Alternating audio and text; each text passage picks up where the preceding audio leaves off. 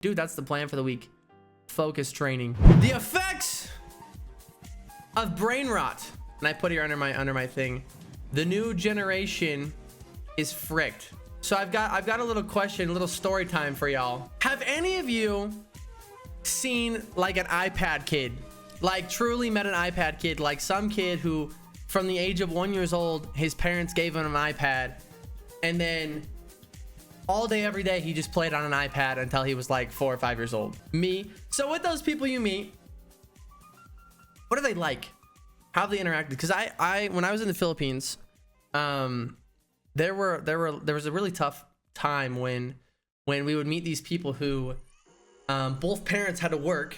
And so it was really hard sometimes for someone to be at home watching the kid. And so sometimes the best option they had was to buy a really cheap device and leave it with the kid. For me, I remember interacting with a few kids in specific that were like truly unable to communicate. I think one of the craziest things I saw was there was this 8-year-old I met. Love him to death. Love him to death. He lives in the Philippines and is in a really rural part of the Philippines. So everyone around him only spoke Tagalog. But because he had grown up using an iPad so much, he had an iPad, he had a phone, he had a smart TV, and he had a Switch. Because he had all of these things, he only spoke English, which was crazy. And that was fine for me because I speak English, but he was incapable of socializing with the people around him. Was it fluent English? No, it was like broken English. It was like really scared English. He had all these things too, like if you would ask him a question, like just to start like a basic question of like, hey, how are you doing today? If he didn't know how to answer or like how he wanted to answer, he would just break down and cry. And he was 8 years old. It was crazy. I don't even know how to explain it. Loki sounds like one of my IRLs. Yeah, exactly. Like there are these people that really struggle. And I think it's because of this. And I wanted to ask you guys about that and talk about that today. So I want to start with a question.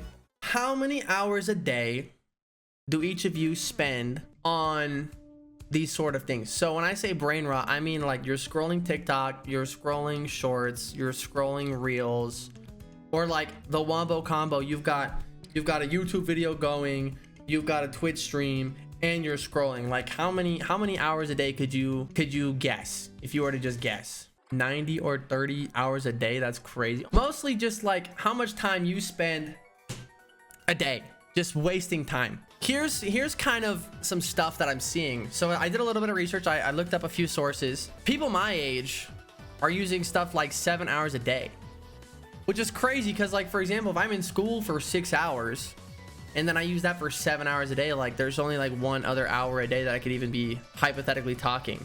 And I thought this was funny. I put this in here because I literally had my grandma the other day.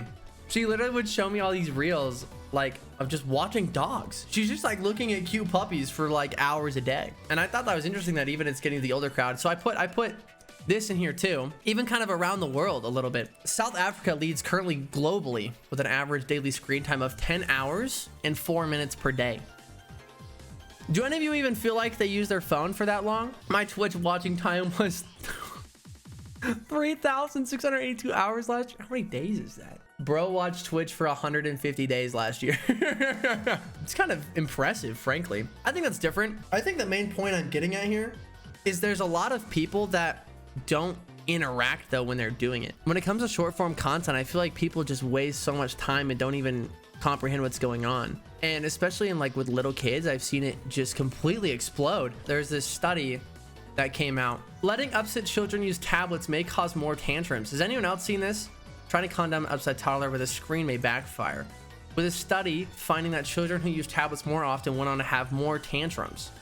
Researchers recruited 315 small children whose behavior and tablet use was tracked for 3 years. So they were watching for 3 years. They were watching these kids use like their iPads, right? And then they found that those who use tablets such as iPads more often at the age of 3 went on to have more expressions of anger and frustration by the time they were 4 years old. Has anyone seen this in real life? That's my first question. For little kids, it's horrendous. Cocomelon does so much damage. It's true. Even me, I'll be honest, I have a hard time managing it. These results suggest that early childhood tablet use may contribute to a cycle that is deleterious. I don't even know what this word means. It's very bad for little kids to be using these. Children who spend more hours using screens may forfeit opportunities to engage in activities such as interactions with caregivers or free play with other children. I wanted to show this a little bit. So here's the funny thing is I just got back home from the Philippines, and when I was there, I was a missionary. I didn't have a cell phone. I didn't have any social media. I didn't have anything. I didn't have any kind of like contact at all with the online world, like whatsoever. And so when I got home and I got my phone back, these were the screenshots from my screen time usage, because I just like, I literally had 2 days where I sat in my bed just scrolling. Like I was a little bit jet lagged, so I couldn't really sleep, and I spent the hours of like 10 p.m. to 5 a.m. scrolling on my phone. So I woke up that next day and I remember thinking to myself like, geez, that was the fattest waste of time. It was sad for me to sit here and watch myself just get sucked into this again, like so fast. And then I even asked a few of you guys for screen time. This is a good one actually. But like 19 hours of TikTok a week, and then this guy's got about 8 hours a day or more. So I'm reaching 9. When I was looking at this and I was looking at myself, I was like, dang dude, this short form content hurts, man. I don't even want to watch it anymore. And so I wanted to ask you guys, what is your worst or best experience you've had with, I'm gonna call it brain rot clarity? So for me, this happened like last week. After I'd sat there and scrolled the entire night, I literally was sitting in my bed like this, dude. I was like, and I put the phone down. I had to put the phone down, and I literally looked at it and I was like,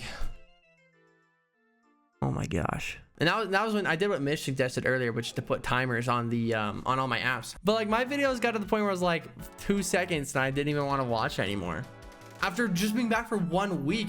So I can't even imagine how bad this would be for like a 6-year-old. Like that's got to be so bad. I wanted to ask this question to you guys. What do you get from scrolling, and how would you be different without scrolling? Serotonin hits, quick dopamine. It's just like a drug, distraction from real problems. Is that helpful? Do people actually genuinely, like, do distraction from problems help? I feel like when I have a problem, I have to sit there and think about it until I come up with a solution, because if I don't, I get really stressed. When I scroll, it makes me happy for a short time and I can pass away small moments. It distracts me and helps me to relax. However, when it goes too far, I find myself neglecting things that would be much more important for my time.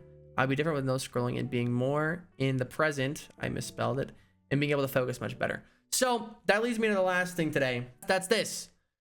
Does anybody want to do an experiment with me? We're gonna do it for a week. The goal is to learn to manage social media better in order to bring back attention span and be more healthy with social media. Because for me, when I came back from the Philippines, I was struggling with that.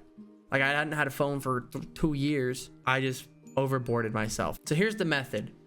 1, set some general limits for yourself on social media. So for me, I have Instagram for like 20 minutes because I'm contacting a lot of people on there because I'm writing a book right now. I use that as a way to reach out to people and schedule interviews and talk with them about this book. I have that limit there for that. That's why I'm not getting rid of it entirely, because I am doing a lot of productive things on social media. I just have to be more productive with the time that I'm on it. I'm no longer going to use social media first thing in the morning or right before bed. Off limits. My goal is to not just delete it from my life, because in some reality I need to use the phone, right? What if someone calls me? What if it is an emergency? What if I do need to check something? But the goal is to develop a better relationship with it.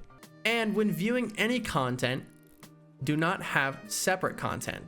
Must stay on a piece of content for longer than 3 to 5 minutes before clicking off. So for example, if you're gonna watch YouTube, watch the video. Don't scroll something else. Don't be checking 5 other things. Don't be gaming. Don't be doing homework on the side of it. If I'm gonna watch a video, I'm gonna sit down and I'm gonna watch the video. And if I don't like the video, I'm gonna give it at least a few minutes and really focus in on it and try it before I click off. Because sometimes I click a video, I don't like it in 2 seconds, I click off. This comes to the next thing that I'm gonna do. I'm gonna make a little channel in my Discord. I'm gonna call this the accountability channel. It's just gonna be a little channel I'm gonna make. Just send something in there that you want to be a part of this, and every day I'll send a little ping. We're gonna check in. The goal is to develop a healthier relationship with media, not just get rid of it.